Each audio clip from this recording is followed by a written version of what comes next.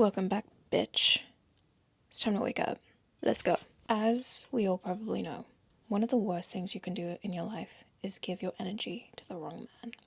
Now, it's okay. We all make mistakes, these things happen. And some of these mistakes aren't regrets, but we can still learn from them. I spent so much of my life stressing over boys, men, and they weren't even worth it. They've never really proven to be worth it. Anytime I was really doing this, it was coming from a place of not being able to recognize my own value, the value of my peace and sanity in life, and honestly, my ability to live a full, purposeful, beautiful, and exciting life without them. So I'm going to give you some examples of what this has looked like for me over the years. A lot of people-pleasing behavior as a child and as a teenager, to try and fit in and even at times be seen as one of the guys, as if that was like the most important thing in the whole damn world. Valuing not ruffling feathers and trying to be super easy to get along with because their approval of me was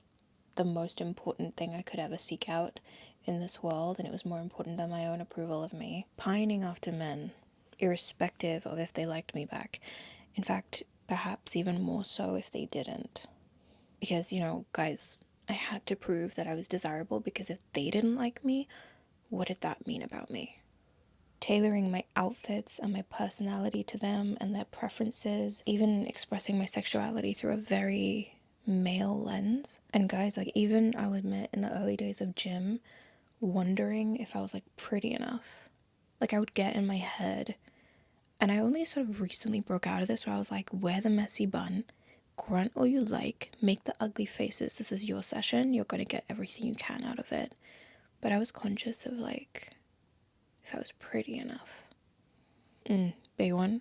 But when participating in certain acts, not speaking up about what I liked, what I didn't like, when I actually just wanted to change something, but I didn't change it, I just went along with it because I thought it was what the guy wanted, what the guy liked. Doing the thing that would be considered generally hot, like in prawn, irrespective of if it was actually enjoyable for me. And oh my god, this is pathetic, but being way too passive and okay with not owing, and this is the thing, and the dude would not even be trying, and I'm just there okay, no problem, it's okay. No, it's not. I'm over here making a freaking tally, and you?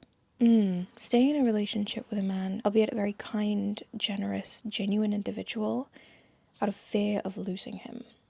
But the irony is I lost myself.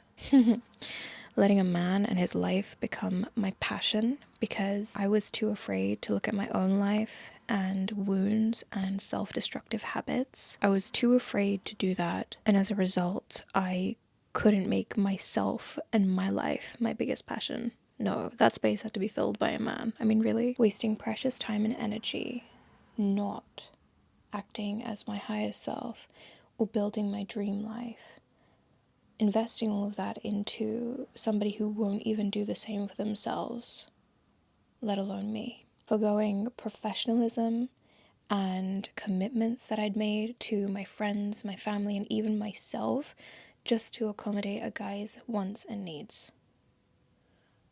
Ugh. And this one, forgiving things that really should not have been forgiven. The type of stuff that if it happened to your friends or your siblings, well, let's just say that would be the last thing that they ever did. Yeah, and this is just some of it, guys. Sure, I could probably come up with more, but what I want to say is that you will never regret saying no or waiting a little bit longer to see if they're actually worth your time and energy. And it's always going to be worth you trusting your gut. Always. You will always be your own biggest investment in this lifetime, and your energy is precious. If you don't believe me, look at how stunning you are when you get all dolled up. That is how transformative your energy can be. And guys, don't forget how each of these men get more expensive in your presence.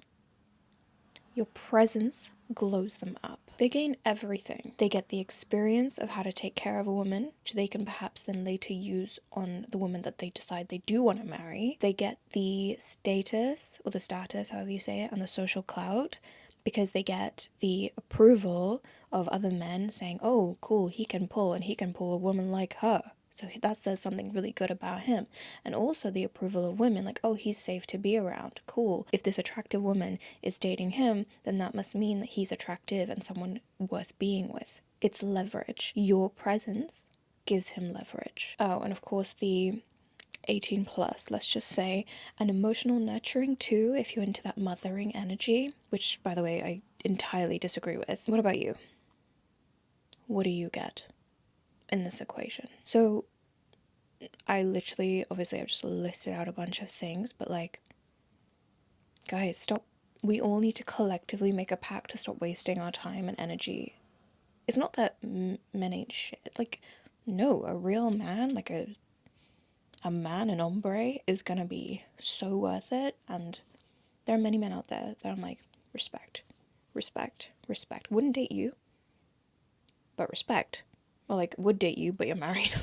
So that's not really gonna work. Or would date you, but you're a celebrity. Well, I mean, maybe that's a limiting belief. I just think we can do better. We're so divine. We're so delicious. Who said that our lives need to revolve around men? Boys. Immature people. That's really sad. Like, you weren't born, and like, you didn't come onto this planet to just cater your entire existence to the opposite sex. Like, a human being that just has a schlong. Like, why? Why is your fanny not enough? Like, why are you not enough? Why is your approval not enough? Aren't you the baddest bitch in town? We're not doing this anymore. Your needs, your wants first. Okay? Be a bad bee. Don't need to be a good girl anymore. We're past that era. We're entering our sexy, seductive time. Collectively, this is the energy. No more trying to please them, because their attention is you know, more often than not, their brain is ruled by something else. Okay? So we need to be smart. Think ahead. You run the show, baby cakes. That's it for now. I'm sure I'll have more to say at some point. Take care of yourselves. Have fun. And I'll see you in the next video. Bye.